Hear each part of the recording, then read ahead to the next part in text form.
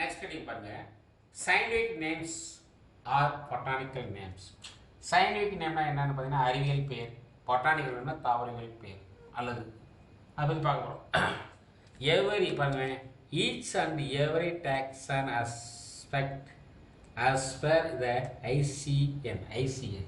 அதாவது ஒவ்வொரு வகைப்பாட்டு அலகும் ஐசிஎன் விதியின்படி ஈச் அண்ட் எவரி டாக்ஸன்னா அடிப்படை அலகுன்னு பேர். இப்போ ஐசிஎன் இருக்குங்களா, ஐசிஎன் சொல்லக்கூடியது வந்து ஐசிஎன் விதியின்படி தான் அமையும். அது ஐசிஎன் விதியின்படி ஒரு சரியான நல்ல பெயரை மட்டுமே கொண்டிருக்க வேண்டும். ஐசிஎன் விதியின்படி ஐசிஎன்னா என்னென்னு பார்த்தீங்கன்னா கோர்ஸ் ஆஃப் நாமினேச்சர். இப்போ ஸ்பீசிஸாக இருக்கட்டும், இல்லை ஜீனஸாக இருக்கட்டும், இல்லை ஃபேமிலியாக இருக்கட்டும், எல்லாத்துக்குமே ஒரு சரியான பேர் மட்டும் கண்டிப்பாக வச்சுருப்போம். ஏன்னா எல்லாமே ஐசிஎன் சொல்லக்கூடிய இது கீழே தான் இருக்குன்றாங்க. கரெக்டாக இந்த scientific name of a species is always binomial. ஒரு ஸ்பீசிஸ்க்கு வந்து பைனோமியல்னு சொல்லுவாங்க. இது ஒரு பேர் வைப்பாங்க, 2 பேர் இருக்கும். ஒரு தாவரத்துக்கு வந்து 2 பேர் வைப்பாங்க. பைனோமியல் சொன்னால் 2 பேர் வைப்பாங்க. This names usually applied example Oryza sativa. இப்போ ஒரு எக்ஸாம்பிள் வந்து ஒரைசா சட்டைவா 2 பேர் இருக்கு, ஓகேங்களா.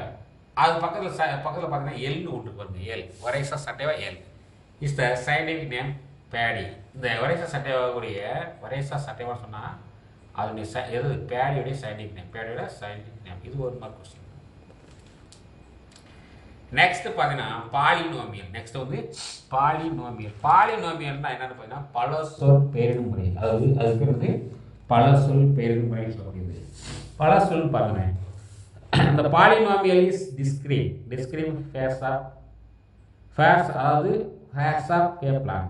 என்ன சொல்லணும் பார்த்தீங்கன்னா ஒரு தாவரத்தின் அடைமொழியை வரையணும். அப்போ அந்த காலத்துலாம் பார்த்தீங்கன்னா ஒரு தாவரத்துக்கு வந்து பேர் வைக்கிறாங்கன்னா அந்த தாவரத்துடைய வரலாறே அதில் அடங்குற மாதிரி இருக்கும். அந்த தாவரத்துடைய இருக்கிற இடம், அது பூக்கிற விதம், அதுக்கடுத்து அதாவது பார்த்தீங்கன்னா அந்த தாவரத்தை பற்றி ஃபுல் வரலாறையும் தெரிஞ்சுக்கலாம் ஒரு பேர் தெரிஞ்சா. பாருங்க ஒரு பேர் கொடுத்துருக்காங்க பாருங்க, ரனன் ப்ளஸ் என்ன சொல்கிறாங்க, எக்ஸாம்பிள் கொடுத்தாங்க ரனன் ப்ளஸ் காலிசிபி, அதாவது காலிசிபஸ், ரனன் ப்ளஸ் காலிசிபஸ் ரெட்ரோஃப்ளாக்லிஸ் பெடன்குலிஸ் ஃபால்டி, அதாவது ஃபால்காட்டிஸ் காலே எராக்டோ ஃபோலியஸ் கம்போசிடியஸ். இது வந்து ஒரு தாவரத்துடைய பேர். ஒரு தாவரத்துடைய பேரை பாருங்கமே, ரனன்குலஸ் காலிசிபஸ் ரெட்ரோஃப்ளாக்ஸ், அதாவது ஃபெனிகுலிஸ் ஃப்ளாக்டிஸ் கியூல் அண்ட் எராக்டோ ஃபோலியஸ் கம்போஸ்டிஸ். இதுதான் ஒரு தாவரத்துடைய பேர். இதில் வந்து பல பேர் இருக்குது, நம்பர் ஆஃப் வேர்ட்ஸ் இந்த மாதிரி பேர் வைப்பாங்க. பாருங்க இது மீன் பார்ப்போம். It means better cup with reflected surface. இது என்ன சொல்கிறாங்கன்னு பார்த்தீங்கன்னா விளக்கு சொல்கிறாங்க பாருங்க. ஒரு சித்திரின் அறிவியல் பேர், அதாவது இதில் வந்து ரனன் ப்ளஸ் கால்சிபஸ் ரெட்ரோஃப்ளாக்லஸ் பெடன்குலிஸ், அதாவது பால்காட்டிஸ் காலே எராக்டோ ஃபோலியஸ் கம்போஸ்டிஸ் அப்படி சொல்கிறாங்க, ஓகேங்களா. இதில் வந்து என்ன சொல்கிறாங்க பாருங்க, இதுக்கு கோப்பை வடிவம்ன்றாங்க. கோப்பைனா கப் ஷேப்ல இருக்குது. இது பெட்டர் மீன்ஸ் வந்து கப் வித்து பின் வளைந்து, அதாவது ரிஃப்ளெக்டட் சர்ஃபேஸ்னா பின் வளைந்த புள்ளிகளை உடையது. கரூர் ஃப்ளார் ஸ்டார்ஸ். கரூர் ஃப்ளார் அப்படின்னு சொல்லியாச்சுன்னா இதனுடைய ஸ்டார்க் இருக்கிற தண்டு பூக்காம இருக்குது, அது வந்து வளைந்த பூக்காம முடியாது. அதே நேரத்தில் ஸ்டெம் வந்து நேராக, இது வந்து ஃப்ளாருடைய ஸ்டார்க் வந்து வளைந்திருக்கு, ஆனால் ஸ்டெம் வந்து நேராக இருக்கும். அண்டு காம்பவுண்ட் லீவ்ஸ் கூட்டிலே உடையது. Polynomial system do not hold good. It is a cumbersome and remember and use. அதாவது பாலினோமியல் பலசொல் பெயர் முறை வந்து நினைவில் வைத்துக் கொள்றதுக்கு கஷ்டமாக இருக்கும், பயன்படுத்துவதும் கடினம். அதனால் இதை வந்து சிறந்தையாக கருதப்படவில்லை. இது வந்து சிறந்தவையாக கருது. ஏன்னா ஒரு தாவரத்துக்கு வந்து பல வேர்டுகள் சேர்ந்து ஒரு பேராக இருக்குது, பெரிய நீளமான பேராக இருக்குது. அந்த பேரை வந்து மனித வைத்து கொள்ள முடியாது.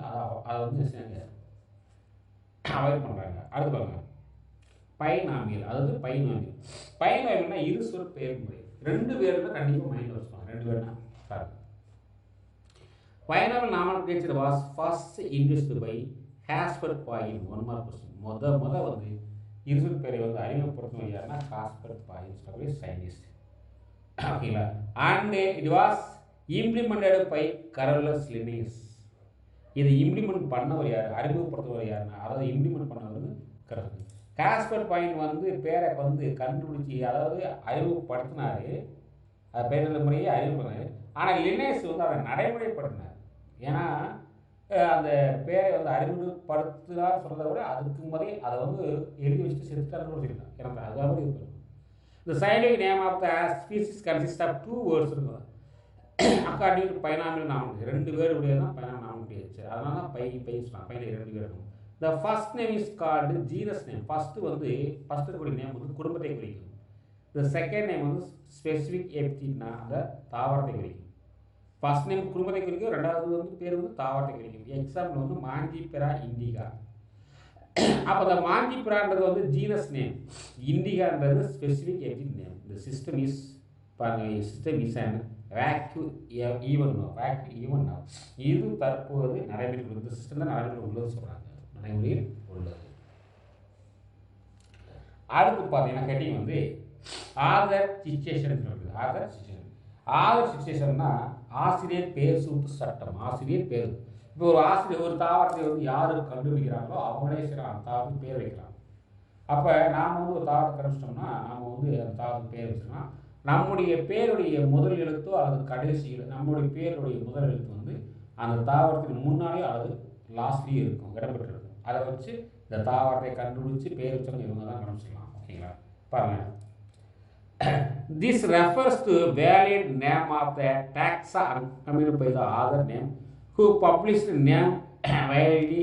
எக்ஸாம்பிள் வந்து பாருங்க, சொலானா நைக்ரம் சொல்லக்கூடிய தாவரம் எல். என்ன சொல்றாங்க பாருங்க, தாவரத்தை முதன்முறையாக யார் இனம் கண்டறிந்து விவரித்து ஆசிரியர் பெயரை சுருக்கமாக இருசொல் பெயரை தொடர்ந்து குறிப்பிடுவாங்க. அதை இருசொல் பெயருக்கு அடுத்து ஆசிரியர் பெயரை குறிப்பிடுவதாக சொல்றாங்க. எக்ஸாம்பிள் சொலானம் அமெரிக்கானம், ஏன்னா சொலானா நைக்ரம். அதில் வந்து எள்ளுன்றது யாரை குறிக்கும் பார்த்தீங்கன்னா லினேயஸ், கார்லஸ் லினேயஸ் இருக்காருன்னா அவர் குறிக்கும். அப்போ அவர் தான் அந்த தாவரத்துக்கு பேர் வச்சுக்கிறார். அவர் தான் தாவரத்துக்கு பேர் வச்சு விட்டுருக்காரு. ஒன்றுக்கு மேற்பட்ட இருக்கலாம். இதே ரெண்டு பேர் இருந்துச்சுன்னா, ரெண்டு எழுத்து இருந்துச்சுன்னா அப்போ ஒன்றுக்கு மேற்பட்டவங்க இருக்கலாம் சொல்கிறாங்க. பாருங்க, single author. When a single author proposes a valid name, the name of the author alone is accompanied. This is abbreviated name. Example வந்து பார்த்தீங்கன்னா பாருங்க, எக்ஸாம்பிள் என்ன கொடுத்தாங்கன்னு பார்த்தீங்கன்னா அதாவது பித்த செலோபியம் சினேரேரியம் சொல்கிறது பென்த். அந்த தாவரத்தின் பேர் வந்து அதாவது பித்தலோபியம், அதாவது பித்த செலோபியம் சினேரியம் தாவர நேம். பென்த்து சொல்லக்கூடிய சயின்ஸ் கண்டுபிடிச்சார். பென்தன் புக்கர், அதனால பென்த்து சொல்கிறாங்க. அடுத்து பாருங்க, மல்டிபிள் ஆசிரியர். when two or more author வந்து associated with a valid publication. ஒரு தாவரத்துக்கு ரெண்டுக்கு மேற்பட்ட ஆசிரியர்கள் பேர் வச்சுருப்பாங்க, அதனால் அவங்க பேர் வருன்றாங்க. பாருங்க, இந்த லெட்டின் வேர்ட்ஸ். எக்ஸாம்பிள் வந்து பாருங்க, டெல்பினியம் என்ன கொடுத்தாங்க பார்த்தீங்கன்னா, இங்கே வந்து கொடுத்தாங்க பாருங்க, டெலிபினியம் விஸ்கோசம் சொல்லக்கூடிய ஒரு தாவரம். இதுக்கு பேர் வச்சது யாருன்னு பார்த்தீங்கன்னா ஹூக். பெந்தன் ஹூக் சொல்கிறாங்களே ஹூக். அதுக்கு அடுத்து எஃப்னு கொடுக்குறாங்க இல்லையா, எட் தாம்சன். அப்போ ரெண்டு வச்சுருக்காங்க, யார் குக் அண்டு அவருடைய ஃப்ரெண்டு சொல்லக்கூடிய தாம்சன் சேர்ந்து வச்சுருக்காரு பேர். அதுதான் மல்டிபிள், அதாவது ஒரு தாவரத்துக்கு ரெண்டு பேர் வச்சுருக்காங்க. ஓகேங்களா? அதுக்கு அடுத்து கடிப்பாங்க. அடுத்து கடி. இப்போ சில எக்ஸாம்பிள் கொடுத்துருப்பாங்க. இதை கட்டதை பாருங்க, இங்கே பாருங்க. இப்போ லினேஸ் பாருங்க, லினேஸ்னால் அந்த கண்டிப்பாக தாவரத்தினால எள்ளுன்னு இருக்கும். பெந்தம்னா பெந்துன்னு இருக்கும். வில்லியம் குக்கர்னா குக்குன்னு இருக்கும். ராபர்ட் ப்ரௌனா RPR.BRன்னு இருக்கும். அதே JPV லாமார்க்னா அது லாமார்க்னு இருக்கும்.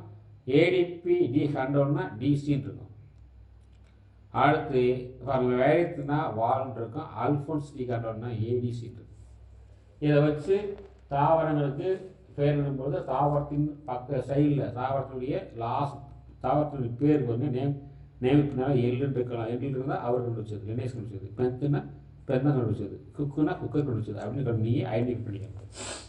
அடுத்த ஹெட்டிங் பாருங்கள், types of concept. Types of concept சொல்லி இந்த டைப்ஸ் ஆஃப் கான்செப்ட்னா என்னன்னு பாருங்கள்.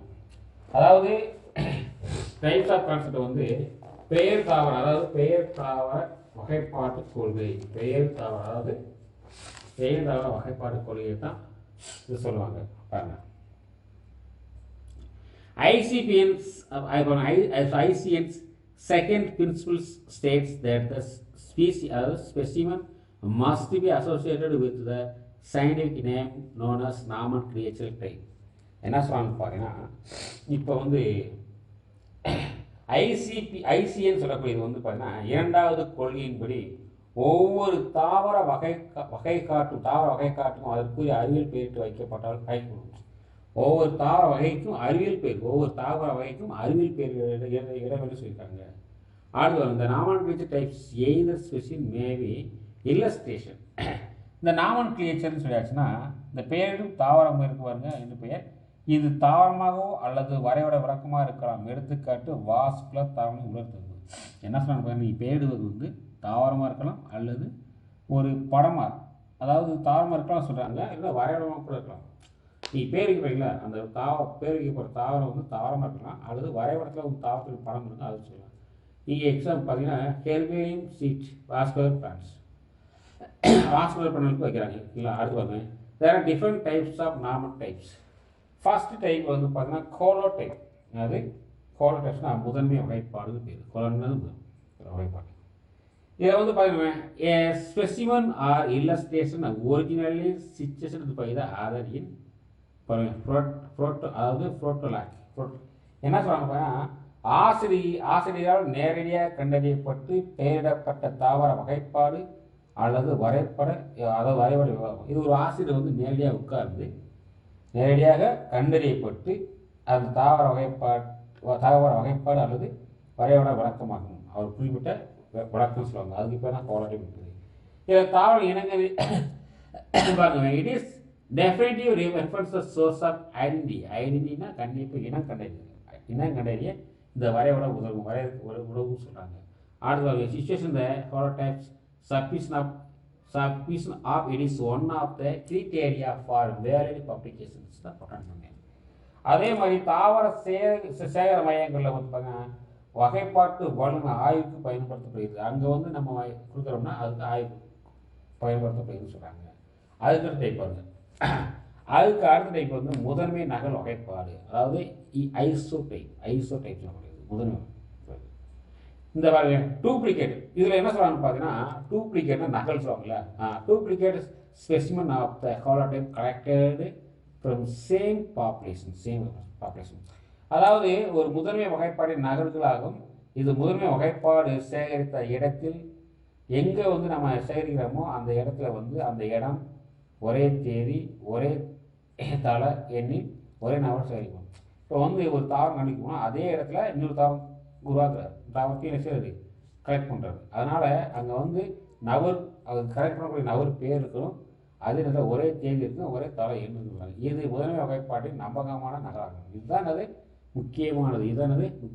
இந்த ரியலைஃபுல் duplicates of the holotype in many distributed various region. சரிங்களா? அடுத்து பாருங்க மாற்று வகைப்பாடு. அடுத்து மாற்று வகைப்பாடு சொல்லக்கூடியது வந்து பார்த்தீங்கன்னா லெக்டோ, அதாவது லெக்டோ டைப்.